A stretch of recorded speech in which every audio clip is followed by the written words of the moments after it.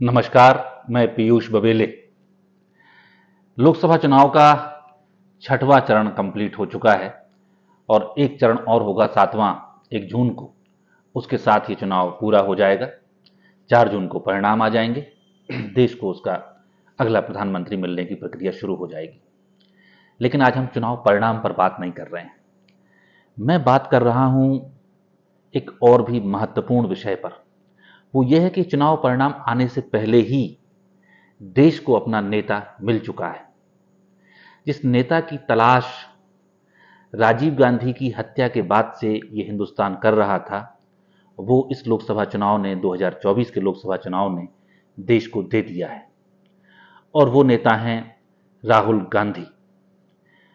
सवाल आएगा कि मैं अब ये क्यों कह रहा हूं 2024 में कि राहुल गांधी के रूप में देश को नेता मिल गया है, जबकि 2019 का लोकसभा चुनाव, 2014 का लोकसभा चुनाव और 2009 के लोकसभा चुनाव, कम से कम इन 3 लोकसभा चुनाव में राहुल गांधी ने महत्वपूर्ण भूमिका निभाई है। 2009 में जो कांग्रेस दोबारा वापसी में आई थी, उसके पीछे राहुल गांधी का बहुत महत्वपूर्ण भूमिका मानी गई थी। तो और आप कहेंगे कि उनके नेतृत्व की अगर आप बात करते हैं तो हम सबको याद है कि सत्ता में रहने के बावजूद विपक्ष जैसी भूमिका निभाना, जनता के साथ खड़ा होना, गरीब से गरीब आदमी के पास जाना, ये राहुल गांधी की राजनीति का एक इंटीग्रल पार्ट रहा है। मुझे याद है, आपको भी याद होगा, केंद्र में यूपीए की सरकार थी, लेकिन उत्तर प्रदेश में किसानों के भूमि अधिग्रहण के खिलाफ राहुल गांधी ऐसे ही अप्रैल मई की चिलचिलाती धूप में, भट्टा परसौल में चलती हुई लू में एक नीम के पेड़ के नीचे दिन भर बैठे हुए थे और उन्हें गिरफ्तार भी किया गया था, जबकि उन्हें ऐसी कोई ज़रूरत नहीं थी। केंद्र में उनकी सरकार थे, प्रधानमंत्री थे, सब बातें थीं, लेकिन वो किसानों के लिए वहाँ बैठे। आपको वो राहुल गांधी भी याद होंगे जो पलायन से जूझते बुंदेलखंड में लोगों के पास जा रहे हैं, सिर पर तगाड़ी रखे हुए हैं, महिलाओं से, बच्चों से, गांव के लोगों से बातचीत कर रहे हैं। और फिर एक मनरेगा जैसी योजना आती है जिसका मूल उद्देश्य यही था कि लोगों को, गांव के लोगों को उनके गांव में ही रोजगार मिल जाए और उन्हें पलायन करने को मजबूर ना होना पड़े। आपको 2013 के राहुल गांधी भी याद होंगे, जब केदारनाथ में इतनी बड़ी त्रासदी हुई थी और राहुल गांधी अपनी टीम के साथ वहां पीड़ितों से मिलने जा रहे थे। चूंकि वाहनों का चलना संभव नहीं था, तो आपको वो वीडियो भी याद होंगे कि राहुल गांधी अपनी छोटी सी टुकड़ी के साथ पहाड़ी रास्ते से हुए पैदल ही केदारनाथ की ओर जा रहे हैं। और आपको 2016 भी याद होगा, जब जंतर मंतर पर एक किसान ने पेड़ से लटक कर आत्महत्या कर ली थी। उसके समर्थन में राहुल गांधी एक कार में बैठे हुए हैं और गिरफ्तारी के लिए जा रहे हैं और जनता से बात कर रहे हैं। तो राहुल गांधी हमेशा से जनता की मुद्दा उठा रहे थे, जनता से बात कर रहे थे, जनता के लिए लड़ रहे थे। लेकिन ये एक दुर्भाग्य था या क्या बात थी कि लोग उन्हें उस नेता की तरह नहीं मान रहे थे जिसकी तलाश हो रही थी। और हमेशा उनकी तुलना इस तरह से की जाती थी कि नरेंद्र मोदी बहुत अच्छे वक्ता हैं, नरेंद्र मोदी लोगों से कनेक्ट कर लेते हैं और राहुल गांधी उस तरह का कनेक्ट नहीं कर पाते हैं। उन्होंने सूट बूट की सरकार वाली बात कही, चौकीदार चोर है वाली बात कही, राफेल का मुद्दा उठाया, ये सारे मुद्दे उठाए और लोगों ने इनको पसंद किया। लेकिन उसके बावजूद ये नरेशन नहीं बन पाया कि राहुल गांधी वो नेता हैं जिनका व्यक्तित्व, जिनका आभा मंडल, जिनकी वक्तृत्व शैली नरेंद्र मोदी को मात दे सकती है। और मैं खुद देख रहा हूं कि इस मामले में राहुल गांधी सोचते ही उस तरह से नहीं थे। इधर पिछले 2-3 साल से लगातार राहुल जी को देखा बहुत बारीकी से, एक भारत जोड़ो यात्रा 1 में। उस समय तो राहुल जी पैदल चलते थे और उनका 4000 किलोमीटर की यात्रा के बाद सब ने यह माना कि इस व्यक्ति के अंदर एक अलग किस्म की शक्ति है, इसमें जनता से मिलने का, उनकी बात सुनने का अलग किस्म का जुड़ाव है और इनके स्टेमिना और जिजीविषा को कोई चुनौती नहीं दे सकता। उज्जैन का हमें उनका भाषण याद है जो संविधान दिवस पर उन्होंने दिया था। वो एक रॉकस्टार की तरह का भाषण था। फिर इंदौर में देखा, उज्जैन में देखा, और महू जो मैंने भाषण जिक्र किया वो महू का भाषण था, डॉक्टर अंबेडकर की जन्मस्थली का। वो जबरदस्त भाषण दे रहे थे। फिर ये मध्य प्रदेश के विधानसभा चुनाव में भी उनके साथ रैलियों में जाने का मौका मिला और उनके भाषणों को सुना।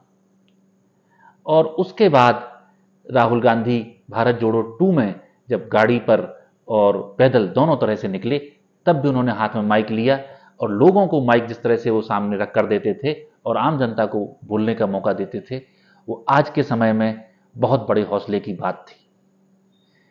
लेकिन इन सब के बाद भी वो वक्ता नहीं उभरा था जिसकी लोग बुराई कर ही ना सकें। लेकिन इस लोकसभा चुनाव में पहले चरण से जो शुरू हुआ है, 19 अप्रैल को पहले चरण की वोटिंग हुई थी और तब से आप राहुल गांधी को देखिए। आज राहुल गांधी अपने भाषणों में कहते हैं कि मैं जो चाहूंगा वो नरेंद्र मोदी से बुलवा दूंगा। राहुल गांधी ये एकदम अक्षरशः सत्य बोल रहे हैं। उन्होंने मोदी जी के मित्रों कहा कि मोदी जी अपने मित्रों का नाम नहीं लेते। मोदी जी ने तुरंत कहा कि वो टेम्पो से पैसा आता है। उसके बाद राहुल गांधी एक टेम्पो में बैठ जाते हैं और रोज पूछते हैं कि जो टेम्पो से पैसा आ रहा है तो आप उन लोगों के यहाँ सीबीआई ईडी क्यों नहीं भेजते। राहुल गांधी ने कहा कि हम 1 लाख रुपए महिलाओं के खाते में डालेंगे, हर महीने 8,500 रुपए आएगा। और जिस शैली से वो कहते हैं 50,000 नहीं, 60,000 नहीं, 70,000 नहीं, 80,000 नहीं, 90,000 नहीं, 1 लाख। तो और खटाखट खटाखट खटाखट खटाखट, आप देखिए कि इस चुनाव में उनका खटाखट बोलना एक नरेशन बन गया। पत्रकार बोलने लगे, जनता बोलने लगी, भीड़ बोलने लगी और यहां तक कि नरेंद्र मोदी भी बोलने लगे खटाखट खटाखट खटाखट। आपने देखा होगा अभी जब प्रधानमंत्री जी ने खुद को कहा कि वो तो पारलौकिक जीव हैं, एक तरह से वो बायोलॉजिकल तरीके से नहीं आए। तो दिल्ली की रैली में जो कन्हैया कुमार के समर्थन में राहुल गांधी कर रहे थे, उन्होंने कहा कि कन्हैया बड़े पढ़े लिखे हैं, इन्हें यमुना पार की राजनीति का भी अंदाज है, इन्हें विदेश की राजनीति का भी अंदाज है, इन्हें अर्थव्यवस्था की भी समझ है, ये बहुत पढ़े लिखे हैं। लेकिन अगर ये मेरे पास कमरे में आकर एकांत में कहें कि मैं प्राकृतिक रूप से नहीं आया हूं, मैं तो कुछ अलग शक्ति हूं, तो मैं इनसे कहूंगा कि रहने दे ये बात, तूने यहां तो कह ली, बाहर मत कहना।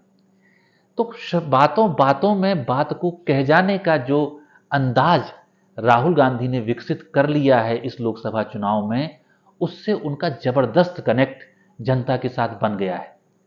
वो जो टेलीप्रॉम्प्टर दोनों तरफ लगा के मोदी जी भाषण देते हैं और जुमले उछालते हैं, उनको राहुल गांधी ने अपनी प्रत्युत्पन्न मति से परास्त कर दिया है।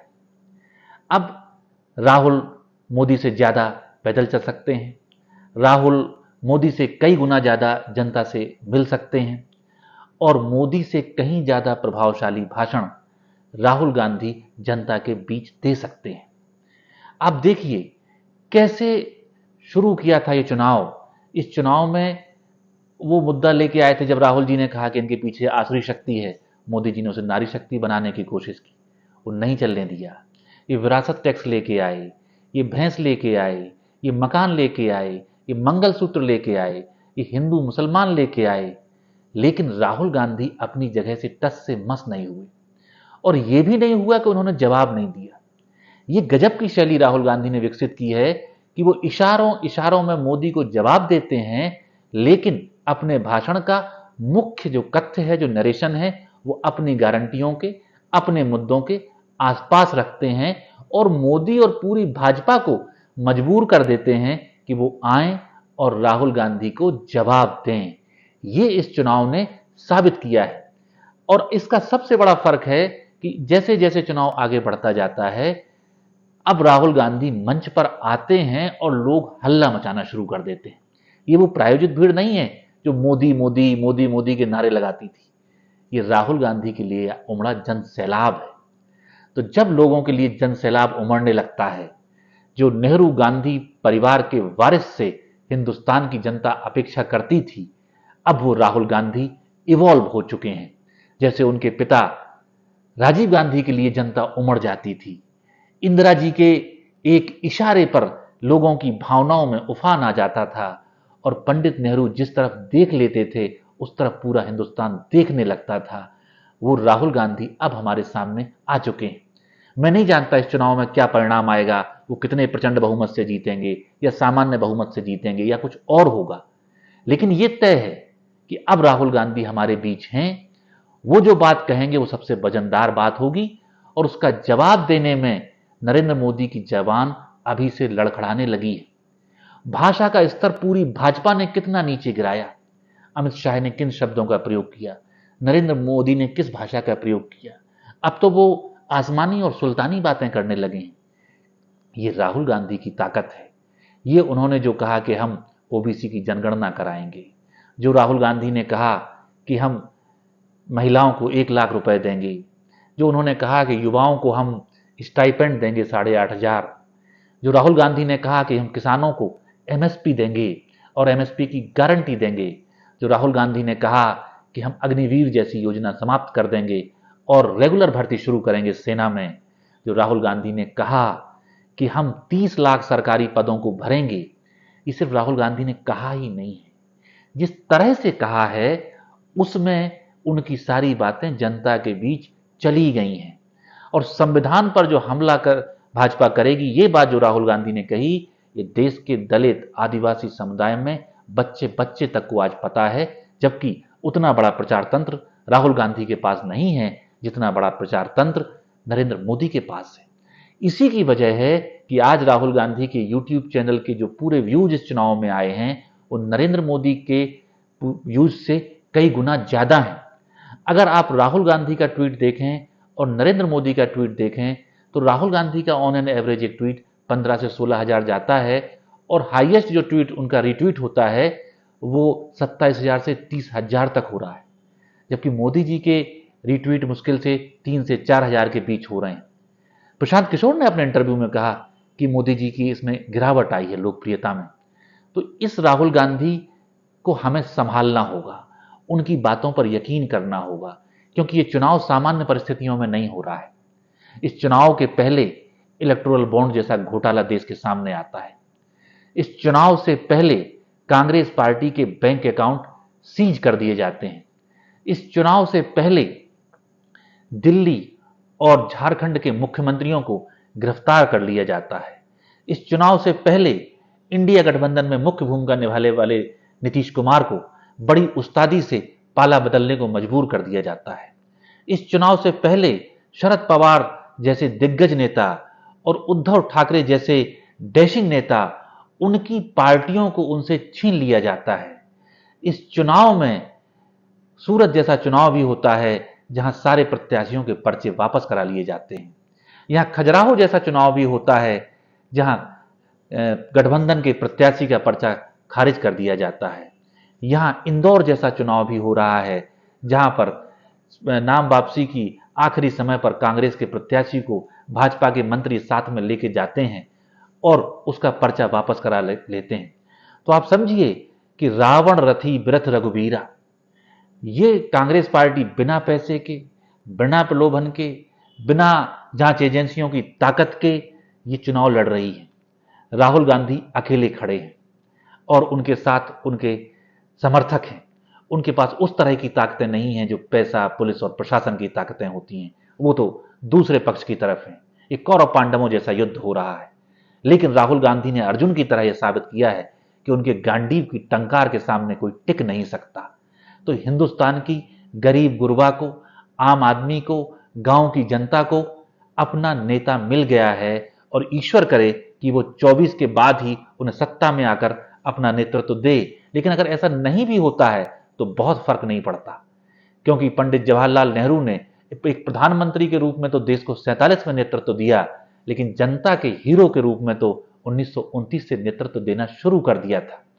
हमारे बड़े नेता सत्ता के शीर्ष से पैदा नहीं होते और हमारे मुल्क का सबसे बड़ा नेता तो महात्मा गांधी है। और महात्मा गांधी के जब निधन के बाद जो बड़े बड़े शोक संदेश आए थे और बड़े बड़े अखबारों ने लिखा था, उसमें यही लिखा था कि इस व्यक्ति के पास कोई ऑफिशियल पद नहीं है, इसके पास अपनी पार्टी में भी कोई पद नहीं है, ये सत्ता के शीर्ष पर नहीं है, लेकिन आज इसकी हैसियत दुनिया के तमाम राष्ट्राध्यक्षों से ऊपर है। वो उसके सामने झुकते हैं। ये हिंदुस्तान की सादगी और संतत्व की ताकत है, ये सेवा की ताकत है। जब आप सेवा करते हो तो तमाम लोगों का दिल जीत लेते हो और वो आपके हो जाते हैं। सेवा की ताकत सत्ता की ताकत से बहुत बड़ी है।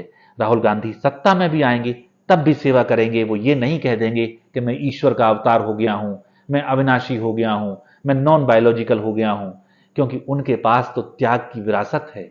उनके पिता राजीव गांधी हिंदुस्तान के लिए शहीद हुए। उनकी दादी इंदिरा गांधी इस मुल्क के लिए अपने खून की आखिरी बूंद बहाकर गई हैं।